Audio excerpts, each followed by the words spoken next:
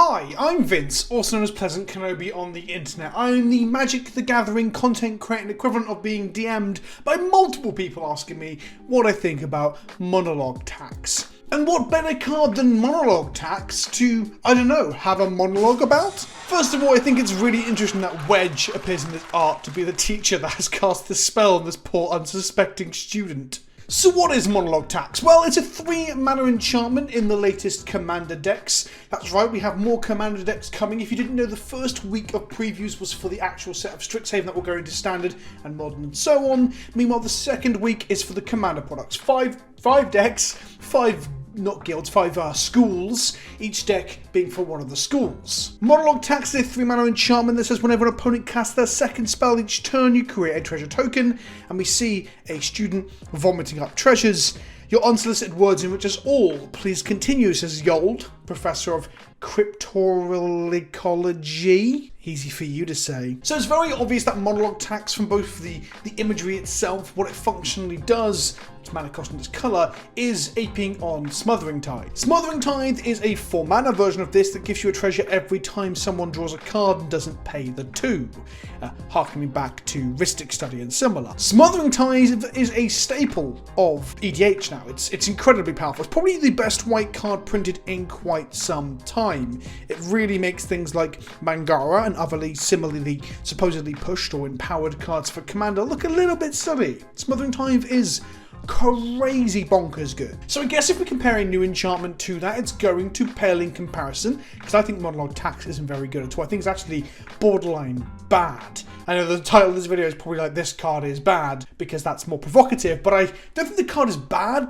it's just probably bad. But like I said, comparing it to the best version of itself is kind of unfair, but it's impossible not to compare. Even the art is trying to make that comparison. Monologue Tax is 1 mana less than Smothering Tithe, so it's obviously got to be less powerful, because that's kind of how these things work. But where Smothering Tithe is pushed and powerful and backbreaking and often will just win you the game if it goes unchecked, Monologue Tax has 1 less mana in its mana cost and is nowhere near as effective. This says whenever an opponent casts their second spell each turn, not each subsequent spell after the first, but just their second spell. So per turn, you can get 1 treasure. Now there are rare occasions where opponents will cast multiple spells in other people's turns, so you can get 2 treasures in a turn if an opponent, like not the opponent whose turn it is, casts 2 counter spells on the player's turn, for example, but that's the super rare case. Let's talk about the most common circumstance, which is you cast this, pass it on the table. Let's say high end, the ceiling, the absolute best case scenario is that each opponent casts 2 spells,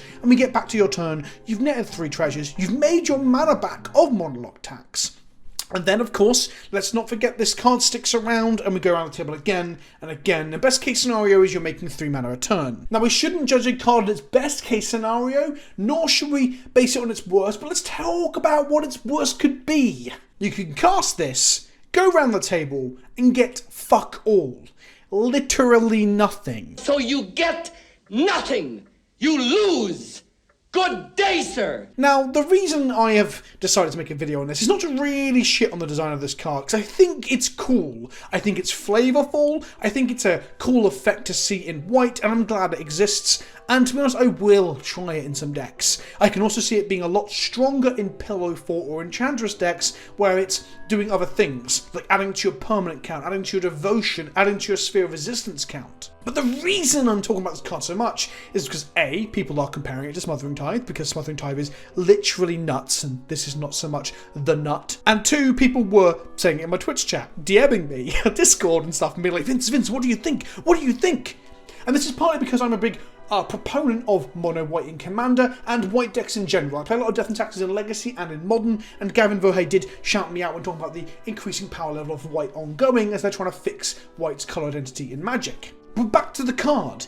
The low side of things is that it does fucking nothing. Now, people are saying it's kind of comparable to Rule of Law. Rule of Law stops your opponent from casting more than 1 spell a turn. It literally puts a hard rule on the game. And those are the best white cards when it comes to imposing a game state, affecting your opponent's game plan, and basically playing what everyone hates, which is stacks.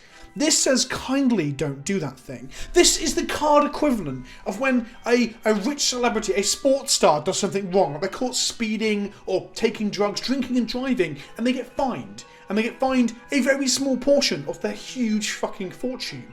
So they just don't care. Most EDH players are going to give you a singular treasure if they can cast their second spell a turn.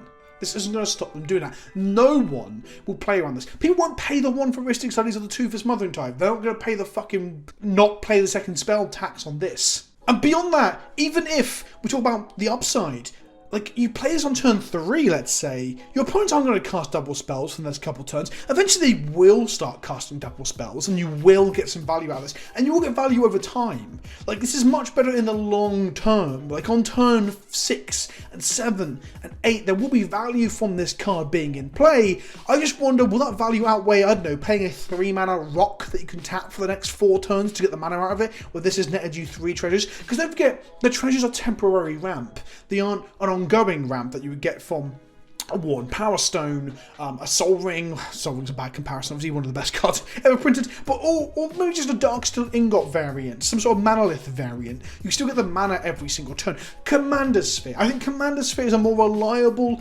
ramping card here that can also draw you a card in a pinch. Like I said, I'm not talking about this card specifically just to shit all over it because I want to piss some people off. I think more power to you if you want to play it. This is one of the things about EDH. EDH is not about playing the most efficient deck at all times. If you're playing CDH, sure. If your playgroup's super competitive but not CDH level, then sure. But really, Commander is about playing whatever the fuck you want. I would perhaps play this card because I like the idea of it. It'll go well in a theme deck around rule setting, politics, fucking the flavour of a teacher punishing a student for talking in class by doing this to them is incredible. So I'm not here to shit on your fun. Something that Warhammer has taught me from playing that and coming back to Magic is that a lot of people just play the models and the armies and the stuff that they like. It doesn't matter if the things are explicitly good. But what I am saying as a public service announcement is this is nowhere near Smothering Tithe. Hell, I don't think this is 1/5 of as good a card as Smothering Tithe. I think sometimes you will cast this and it'll net you 1 to 4 treasures over the course of an entire game. And you're probably better off just casting a different enchantment or an artifact that actually ramps you every turn. And before I sign off, I do want to say one more quick thing, is that I do like the design space that they're exploring. I do think that Gavin's video on white colour identity, that if I remember correctly, I'll put it in the description of the cards. I've just realised my mic is slightly turned the wrong way from recording at a different angle for a different video, so there's probably a bit more echo in this video than there should have been.